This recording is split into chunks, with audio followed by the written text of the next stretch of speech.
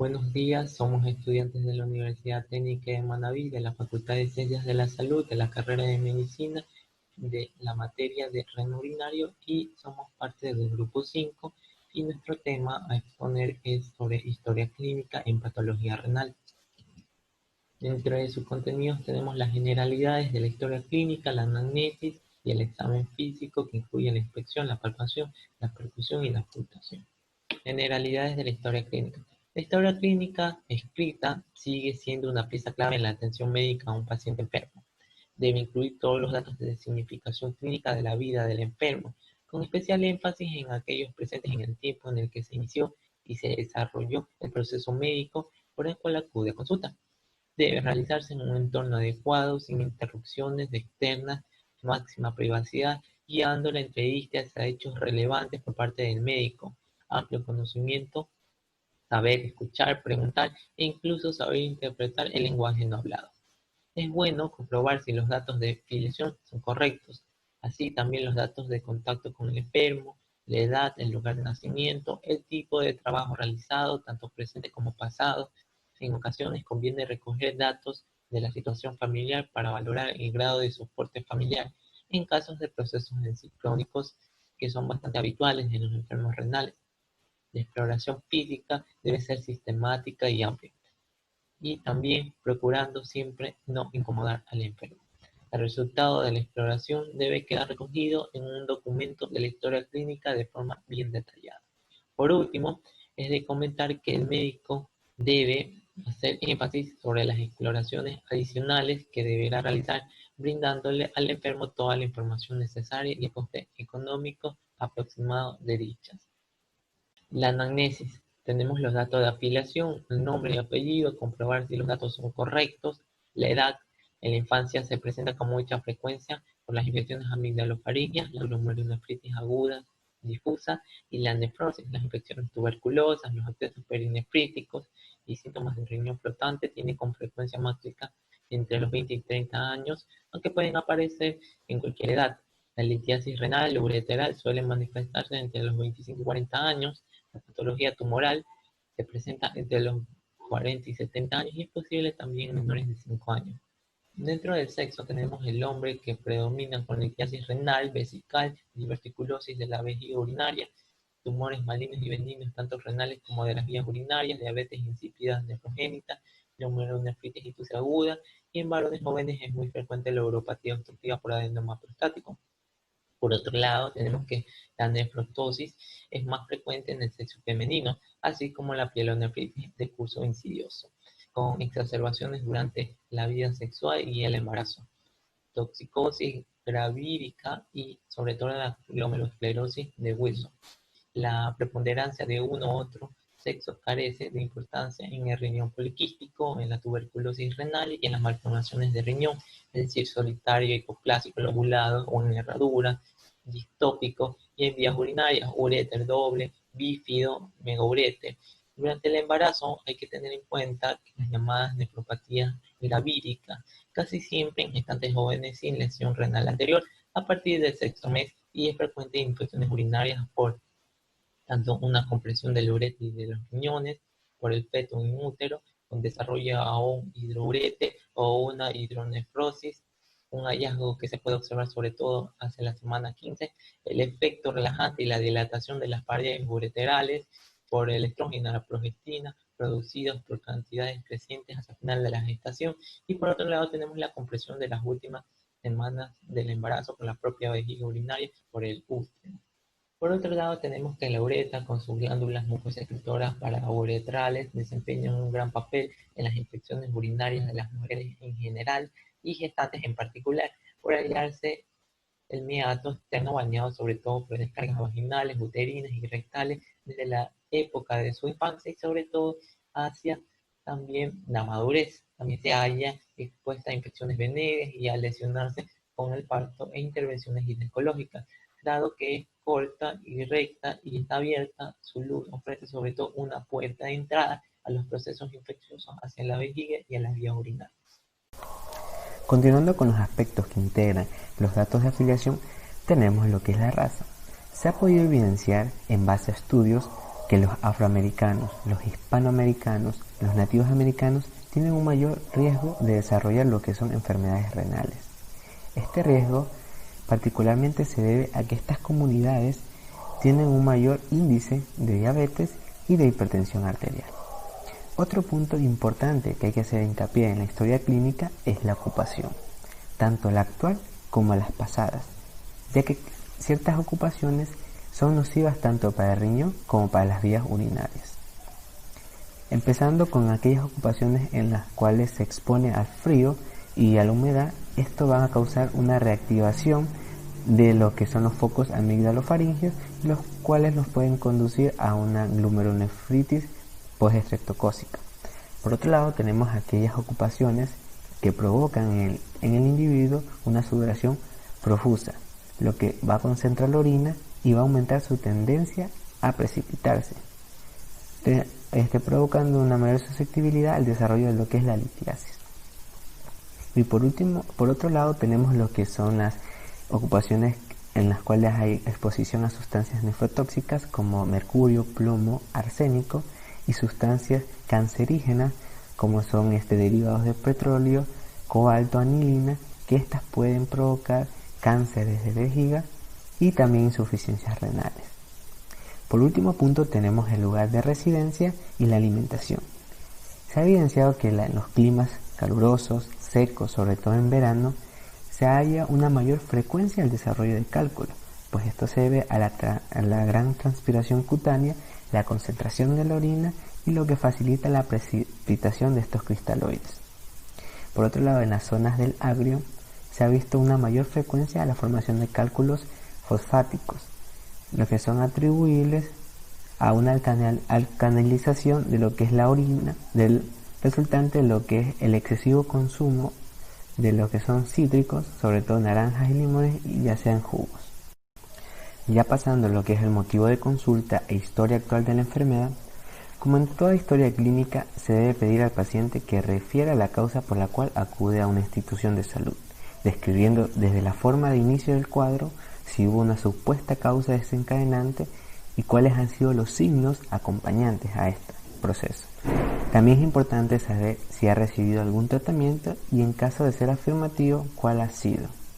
Es necesario también saber si el proceso es nuevo o ya lo había presentado con mucha anterioridad. Entre los principales motivos de consulta tenemos lo que es el dolor lumbar, la disuria, la hematuria y manifestaciones generales como lo que es la hipertensión arterial o los edemas.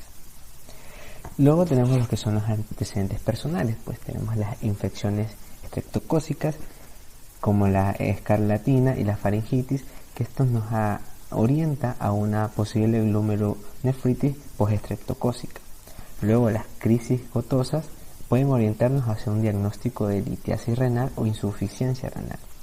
También tenemos aquellas enfermedades que evolucionan con hipercalcemia, como son la sarcoidosis, la metástasis ósea y los linfomas. También hay un grupo de enfermedades frecuentes que durante su evolución afectan al riñón. Clásicos ejemplos de estos son la hipertensión arterial y la diabetes mellitus tipo 1 o tipo 2, que dentro de sus complicaciones crónicas manifiestan lo que es la nefropatía diabética. Otras enfermedades también pueden afectar tanto al riñón como a las vías urinarias, y en esas tenemos la endocarditis infecciosa, la vasculitis, las enfermedades del colágeno, el mieloma múltiple, la amiloidosis y hepatopatías como la cirrosis. Ya por último tenemos los que son los antecedentes familiares, en los cuales los antecedentes familiares en cuanto deben orientarnos hacia poliquitosis renal, riñón en herradura, síndrome de Alport y tubulopatías como la acidosis tubular renal o el síndrome de Fanconi. Continuando con lo que es el examen físico, hay que iniciar la exploración por la recogida de datos como el peso, talla, perímetro abdominal e índice tobillo-brazo. Asimismo, con la presión arterial y pulso. Es muy relevante realizar la exploración de la presión arterial por estrecha relación con el riñón. Esta se debe realizar en condiciones adecuadas, siendo estas posición sentada con el brazo apoyado a nivel del corazón, en un ambiente relajado, sin haber fumado ni tomado café en los 40 a 60 minutos previos. Es conveniente elegir el brazo dominante en el que se transmite mejor la presión aórtica. También se debe de medir en el otro brazo y asimismo también se puede medir en las extremidades inferiores. Debe utilizarse un manguito adecuado al tamaño del brazo. En la frecuencia cardíaca y en las características del pulso, como la consistencia y las paredes vasculares arteriales, la taquicardia puede producirse en la depresión hidrosalina, en la anemia y en la insuficiencia cardíaca. La bradicardia en la hiperpotasemia y en el bloqueo auriculoventricular. En el examen físico de este sistema, utilizaremos las 4 técnicas de exploración, iniciando esa por la inspección y seguida la palpación, percusión y auscultación. En cuanto a la inspección, es que nos va a permitir poder identificar edemas de diferentes localizaciones, magnitudes y características. El edema leve facial, en particular en el área periorbitaria, es una manifestación del síndrome nefrítico.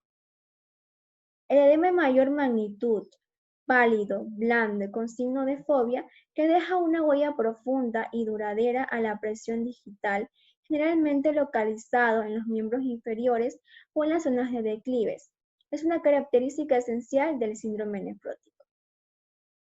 El edema generalizado, también conocido como anasarca, abarca todo el cuerpo e implica el aumento del volumen del líquido extracelular y por lo tanto un incremento de agua y sodio corporal totales. La presencia de este edema puede acompañar además a la insuficiencia renal crónica, ya sea esta de cualquier etiología, debido a la dificultad de mantener el equilibrio hidrosalino, a causa de la disminución progresiva del filtrado glomerular. En la insuficiencia renal crónica, el estado general y nutricional del paciente pueden estar deteriorados, generalmente en una etapa ya más avanzada. Se puede observar la piel pálida con un tinte amarillento, resultado de la anemia por déficit de la eritropoyetina, asociado con la acumulación de pigmentos denominados cromógenos. También pueden aparecer manifestaciones cutáneas como petequias, equimosis o flictenas, así también como otros sitios de hemorragia como resultado de la disfunción plaquetaria, que se observa en la uremia y que algunos denominan como trombocitopenia urémica. También pueden evidenciarse además lesiones de rascado por el prurito. En cuanto a la hipertensión arterial, este puede ser causa de enfermedad renal, como una nefroangioesclerosis o a consecuencia de la enfermedad renal, siendo esta una estenosis de la arteria renal, o parenquimatosa, que es la fase crónica de nefropatías de distinto origen. La infección comienza en decúbito dorsal, que por lo general no contribuye de manera significativa, ya que aporta pocos datos, puesto que los riñones son órganos profundos ubicados en la región retroperitoneal y en consecuencia poseen escasa expresividad semiológica. Pero sin embargo, en ocasiones con el paciente en decúbito dorsal pueden observarse abultamientos abdominales que permiten sospechar agrandamiento renal por hidronefrosis, poliquistosis o cáncer de riñón. Una tumuración en el hipogastrio es especial si existen dolor y alteraciones del ritmo diurético, debe sugerir retención vesical. Por otra parte, en la zona lumbar, la presencia de signos inflamatorios como edema, eritema, aumento local de la temperatura y dolor constituye una evidencia de perinefritis, acceso perirrenal, tumor renal accesado o pionefrosis. Seguimos con el examen físico en lo que concierne a palpación. Normalmente los riñones no son palpables. Existen algunas maniobras clásicas para poder distinguir cómo se encuentra fisiológicamente el riñón. Entre ellas tenemos el procedimiento bimanual de Bouillon, peloteo renal, maniobra de Glenn y el método de Goeller. Estas maniobras son muy útiles y son las que actualmente se suelen utilizar dentro del ámbito clínico. además, en este video vamos a poder distinguir la palpación de los puntos dolorosos renoureterales. Entonces, comenzamos con la descripción del procedimiento y manual de Guyon. En este procedimiento, el paciente debe estar en decúbito supino, debe estar calmado y también totalmente relajado y en silencio. El médico o el examinador se va a colocar del mismo lado que vaya a examinar. Es decir, si va a examinar el lado izquierdo, se colocará del lado izquierdo, y si se va a examinar el riñón derecho, como podemos observar en esta imagen, se va a colocar del lado derecho. Su mano izquierda va a ir en la parte posterior a unos 5 o 6 centímetros de la línea media, y su mano anterior es la que va a ejercer un poco de fuerza que va a ser constante. Esa fuerza que va a ejercer, esa presión que va a ejercer el médico o el examinador, va a estar a expensas de la articulación metacarpofalángica. Es decir, no va a ser con la punta de los dedos, sino con la yema de los dedos. Se palpa el riñón cuando está descendido durante la inspiración. Se le pide al paciente que inspire, y si se llega a palpar el riñón es porque está distendido o aumentado de tamaño. Aquí tenemos el video de cómo se realiza esta maniobra. Vemos que está examinando el riñón derecho, se le pide que inspire, y es ahí cuando se utiliza la presión en mano derecha. Si hay una distensión, se va a palpar. Ahora seguimos con el peloteo renal. Esta maniobra de peloteo renal consiste en producir con las extremidades de los dedos de la mano izquierda una sensación de peloteo que en la mano derecha, que se va a encontrar en la parte anterior del abdomen del paciente, se va a sentir con firmeza cómo se va a producir ese peloteo. Cuando existe un riñón palpable u otro tumor que hace contacto lumbar, la mano derecha, es decir, la anterior, va a percibir la sensación de peloteo. Como lo podemos observar en este video, la examinadora tiene su mano izquierda en la parte posterior, su mano derecha anterior. Su mano izquierda es la que va a realizar el peloteo, y la mano anterior, que está firme, es la que va a sentir esa sensación de peloteo si es que hay un tumor o el crecimiento del riñón. Seguimos con otra maniobra muy importante, que es la maniobra de Glenar. La maniobra de Glenar, esta fue descrita para poder distinguir o describir la tosis renal, su clasificación y sus grados. En esta maniobra se van a describir 3 tiempos: el acecho, captura y escape. Durante el acecho, que es el primer tiempo que se utiliza en esta maniobra, se va a poder, si se pretende examinar el lado derecho, se colocará la mano izquierda de manera que el borde superior del dedo medio quede por debajo y paralelo a la 12ª costilla, mientras que el pulgar se va a encontrar en la parte anterior. Eso es lo que en ese momento se va a formar esa pinza que se denomina dígito pulgar. El objetivo de la mano derecha, que va a estar en la parte anterior en el abdomen del paciente, es oponerse a la lateralización del órgano, del riñón. En la maniobra de Glenar, ya cuando se va a hacer el segundo tiempo, que es la captura, se le va a pedir al paciente que inspire. En el momento que inspire, se va a poder enganchar en esa pinza, en la pinza dígito pulgar, el riñón, en el caso de que haya tosis. Se dice que si no se produce ese enganche o esa captura del riñón es porque no hay una verdadera tosis. Se le pide al paciente que inspire, y es ahí, en ese momento, cuando se puede capturar. El escape no es más que cuando el paciente ya expira, se va a sentir cómo el riñón se va a desplazar a través de esa pinza, es decir, se va a soltar. Lo podemos observar en este video. Ya el examinador tiene aquí su pinza dígito pulgar, la mano derecha es la que se va a oponer a la lateralización del riñón, y se le pide al paciente que inspire. Cuando ya deja de inspirar y expira, se va a ver un escape del riñón, como se puede observar que lo está haciendo por medio de mímicas el examinador. Bien, ahora vamos con los puntos con el método de Goelet. el método de Goelet se realiza con el paciente en bipedestación.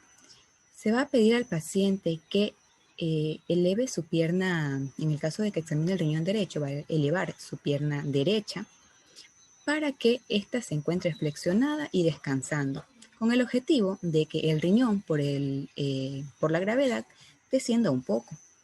El examinador se deberá de colocar en una silla enfrente del paciente, colocará su mano izquierda en la parte posterior, su mano derecha en la parte anterior, y se le pedirá que inspire. En el momento que inspira, se va a poder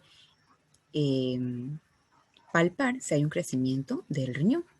El procedimiento es bimanual, con una mano en la zona lumbar y otra en el abdomen, en acecho inspiratorio. Como podemos observar en este video, la examinadora se encuentra en una silla al frente del paciente. El paciente está parado, va a examinar su riñón derecho. Deberá tener la pierna derecha encima de una silla descansando. Se le pide que inspire. Y es en ese momento que se podrá sentir si hay un crecimiento del órgano. Ahora sí, vamos a hablar sobre los puntos dolorosos renoureterales. Vamos a encontrar que existen puntos dolorosos renoureterales anteriores, posteriores y los denominados a distancia. Los renoureterales posteriores vamos a encontrar que hay dos, el costo vertebral y el costo muscular. El costo vertebral lo vamos a encontrar en el sitio donde se forma el ángulo entre la costilla, la duodécima costilla, con la columna vertebral. El segundo punto, costo muscular, lo vamos a encontrar entre el borde inferior de la duodécima costilla y la parte externa del músculo espinal. El costo vertebral va a ser el punto en donde sale a través del agujero de conjunción el duodécimo nervio intervertebral. Mientras que en el costo muscular, ese mismo nervio se hace perforante en este punto y se hace más superficial. Tanto los puntos dolorosos renoureterales posteriores como los a distancia, que son el suprailíaco lateral, supraintraespinoso y el inguinal, corresponden a la palpación parietal. Por otra parte, tenemos a los puntos dolorosos renoureterales anteriores. Estos puntos se van a dividir en tres: ureteral superior, el ureteral medio y el ureteral inferior. El ureteral superior lo vamos a encontrar justamente a nivel de la línea umbilical. Hacia los lados, hacia cada lado, izquierdo y derecho, vamos a ver desde el ombligo hasta la línea que se forma la parte externa del músculo recto anterior del abdomen. Ese sería el ureteral superior, o también denominado pelviureteral, que corresponde a la zona de unión de la pelvis y del uréter. Si existe algún dolor en estos puntos, eso quiere decir que hay una pielonefritis o alguna litiasis renoureteral.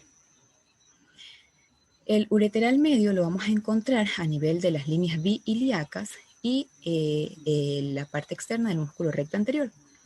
Mientras que los ureterales inferiores los vamos a poder palpar, pero ya sea vaginal en el caso de la mujer y rectal en el caso del hombre. Van a corresponder al sitio donde se une el uréter con la vejiga. Y por último tenemos la palpación de la vejiga urinaria. Este procedimiento se va a realizar de manera bimanual. Se evalúa tanto la movilidad, motilidad y también la distensión de la vejiga. En el caso de que haya una neoplasia, también se podrá distinguir la extensión o parte de la extensión de la neoplasia. En el caso de la mujer se va a examinar por vía vaginal y en el caso del hombre se va a realizar por vía rectal. Vaginal o vaginoepigástrica o rectal, que también se denomina recto epigástrico.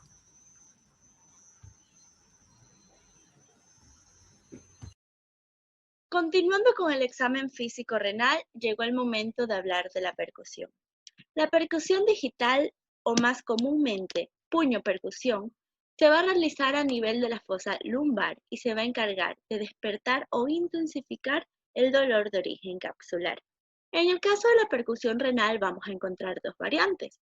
que va a ser la de Murphy y la de Giordano, como podemos ver en la pantalla. Estas dos se van a realizar en la región lumbar porque va a ser la zona de proyección topográfica de los riñones. Y las dos se van a realizar con el paciente sentado o ligeramente inclinado hacia el frente. Y las dos van a tener la misma importancia clínica, ya que van a resultar positivas en pacientes con nefritis, pielonefritis o litiasis renal. Solo que la maniobra de Murphy se realiza de la siguiente manera.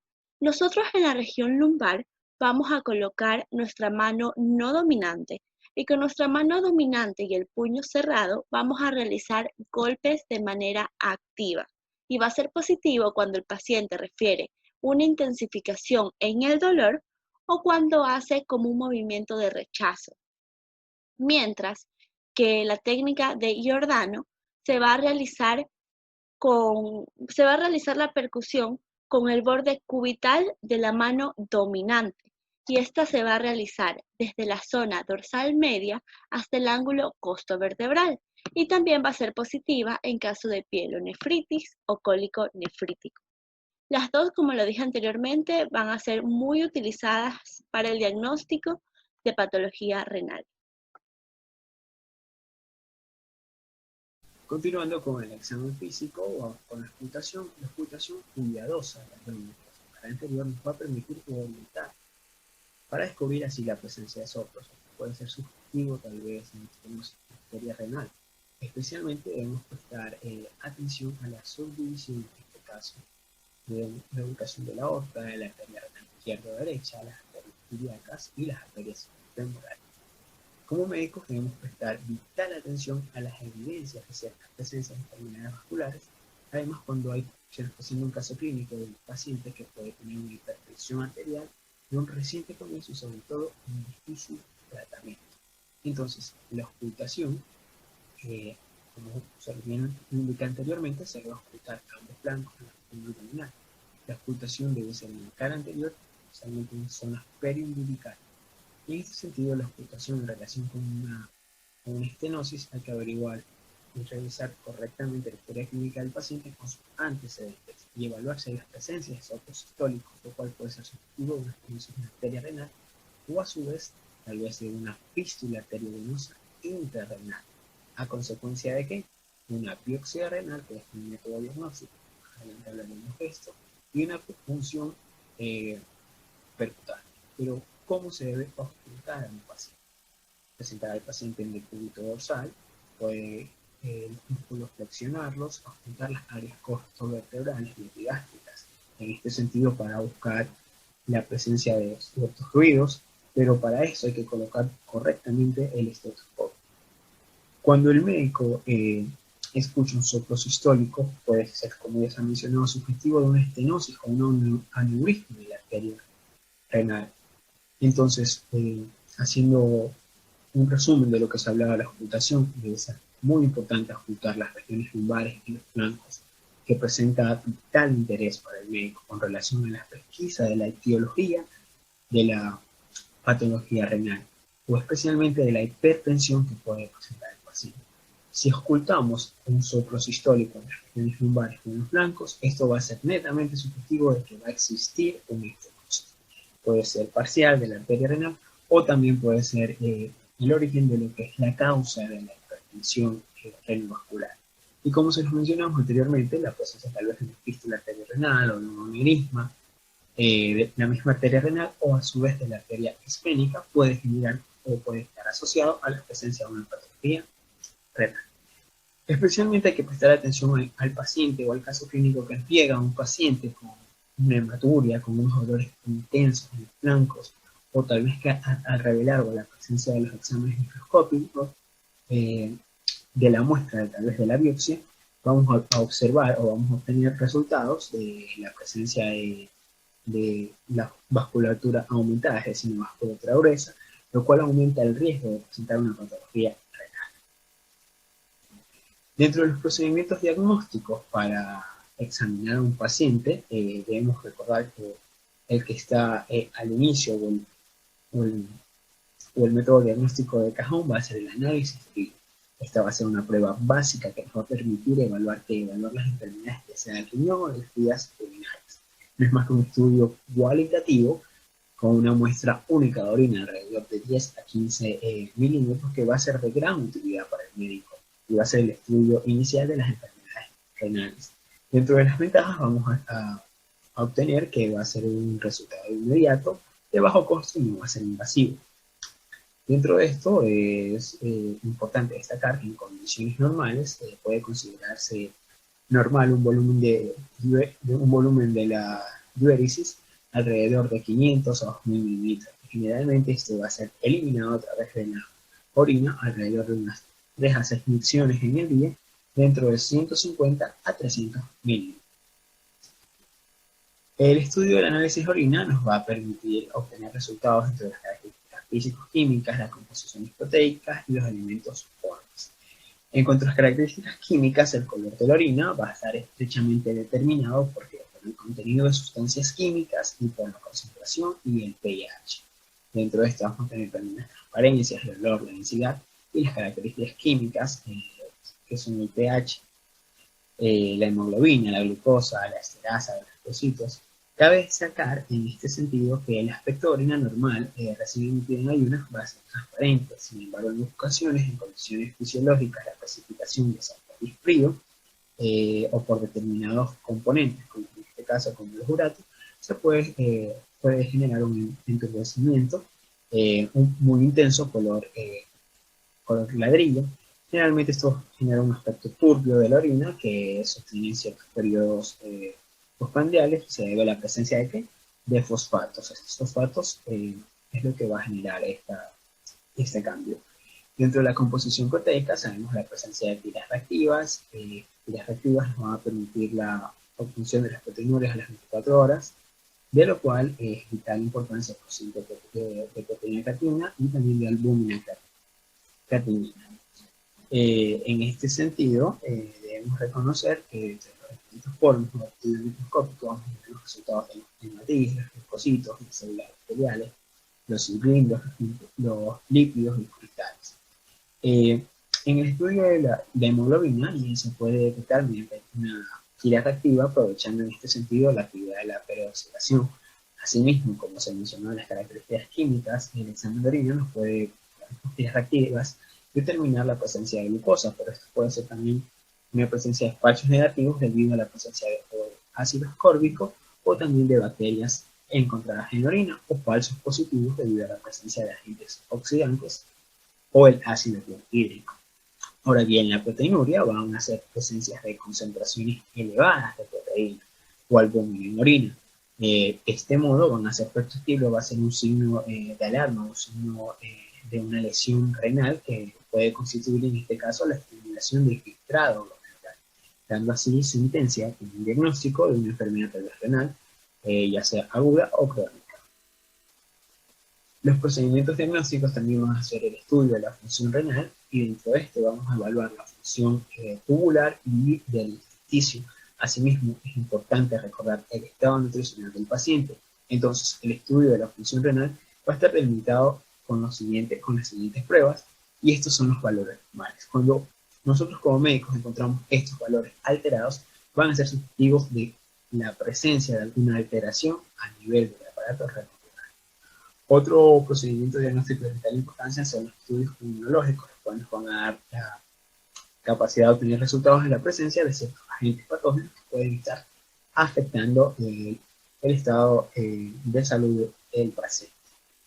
Dentro de las técnicas por imágenes vamos a tener la primera técnica, que es la ecografía. Aquí podemos observar un aspecto ecográfico normal de los riñones. No se identifica ninguna lesión, ninguna masa, se nos encuentran normales. En la imagen de acá podemos observar una angiografía distal. En la misma angiografía distal podemos reconocer que aquí hay la presencia de un catéter a nivel de la arteria principal. Esta aquí se va a dividir en las ramas ventrales y las ramas dorsales, y asimismo las arterias segmentarias, y estas arterias segmentarias a su vez se van a dividir en arterias hiperovales. Otra técnica diagnóstica que vamos a tener va a ser la tomografía computarizada. podemos observar que esta masa que se origina a nivel de la corteza del polo inferior derecho tiene una grasa, por así decirlo, macroscópica, y los vasos sanguíneos, observamos esta tomografía computarizada que están prominentes. Puede ser característico, un ejemplo subjetivo, la apariencia de un angiomiolipoma renal. Este angiomiolipoma renal puede estar afectando drásticamente el estado de salud del paciente. Cabe destacar que estas imágenes han sido obtenidas de radiopedia, y la que tenemos acá va a ser una uroresonancia magnética. La uroresonancia magnética, por precisarla, por así decirlo, no necesita una preparación previa del paciente, salvo que éste debe beber abundante agua antes del estudio para obteniendo así una buena hidratación. Recordemos siempre que para cualquier prueba diagnóstica los pacientes deben firmar un consentimiento informado. Y finalmente, la técnica de imagen por biopsia renal. La realización de una biopsia renal es una exploración invasiva. Debe indicarse de forma individualizada, analizando los riesgos y beneficios del paciente. Si ustedes recuerdan, aquí se hablaba que por la presencia de una biopsia renal se puede generar una patología renal. Sin embargo, la biopsia renal suministra una gran cantidad de información, por lo cual el riesgo de su realización puede asumirse, como lo mencioné anteriormente, mientras que las circunstancias estén balanceadas claramente, evitando hacer el menor riesgo posible y la situación del paciente lo amerita.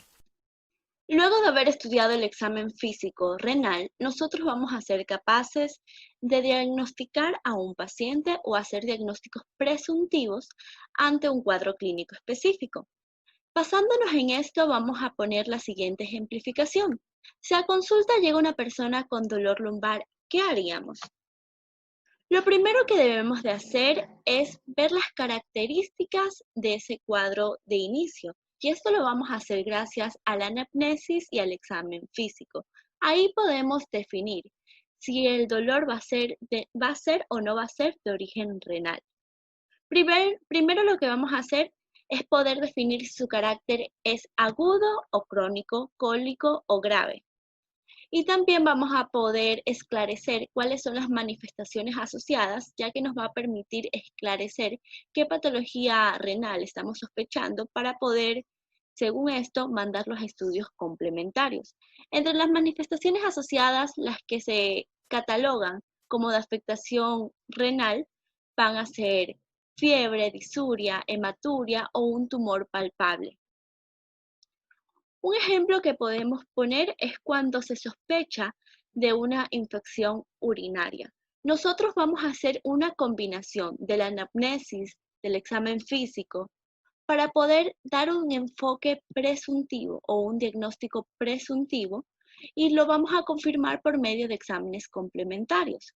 En este caso de la infección urinaria, lo que nosotros debemos de hacer es mandar un sedimento urinario y un cultivo, esperando que en el sedimento urinario podamos encontrar leucocitos, piocitos, bacterias o hematíes. Y esto lo vamos a confirmar con el cultivo porque vamos a poder esclarecer qué tipo de germen está causando esta afección. Y también el número formador de unidades de colonia. Y lo mismo va a pasar con cada una de las sospechas que nosotros logremos proponernos o logremos plantear luego del examen físico. Por ejemplo, si creemos que este paciente tiene un cólico reno-ureteral, ya no va a servir un cultivo. En este caso, el examen complementario de elección va a ser la ecografía renal. Igualmente, para los tumores renales también se va a cambiar este equilibrio entre el examen físico, anamnesis y examen complementario, porque en este caso enviaríamos una ecografía y una tomografía. Y esto es lo importante de este capítulo, ya que debemos de tener conciencia de que siempre la clínica y los estudios complementarios van a ir de la mano para tener un diagnóstico certero. Las conclusiones de nuestra exposición es que la historia clínica constituye un procedimiento habitual y muy característico del médico para tomar contacto con el paciente. En este sentido, como médicos de formación, debemos aprender que el interrogatorio tiene una parte fundamental del método. y sobre todo el examen físico, que es el principal método para obtener datos objetivos y observables del estado de salud del paciente. Las referencias bibliográficas de trabajo son las siguientes. Esto ha sido todo, hasta una próxima. Muchas gracias por su atención.